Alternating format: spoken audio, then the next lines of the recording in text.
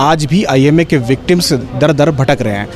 ये देखो ये औरत की परेशानी देखिए। मेरी बहुत परेशानी है। ना तो मेरे शौहर की कमाई है, ना बच्चों की कमाई है, मर्द बच्चों की। बेटी एक जनी कमाती, सो कितना कमाती है बेटी।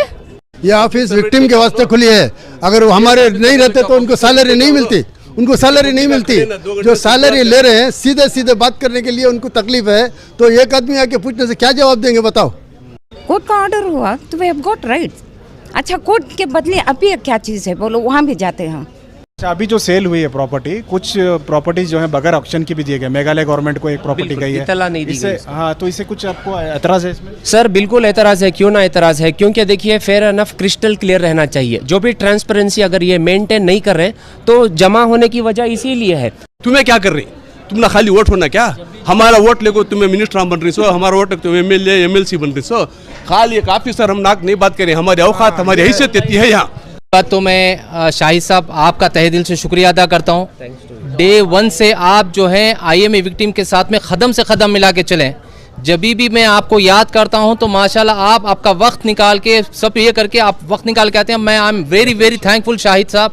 अल्लाह आपको खुश रखे, आबाद रखे, ज़िंदगी में कभी किसी का मोहताज ना रखे मेरा मालिक। देखिए सिंपल सी बात है, हमारी आवाज़ जो है बस 4 दीवारों तक ही जाती है।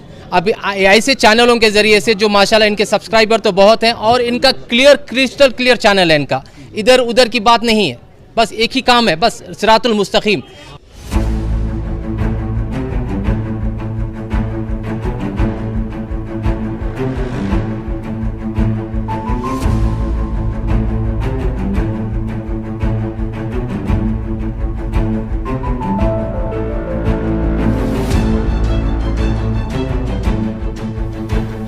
पैसे हमारे जो जम हुई आपके पास में तुम्हें कब दे रही? अब वो बोलने के बाद चलो आपको हमारे से बात नहीं करेगा बोलो तो हमारे माइंड में क्या जाना।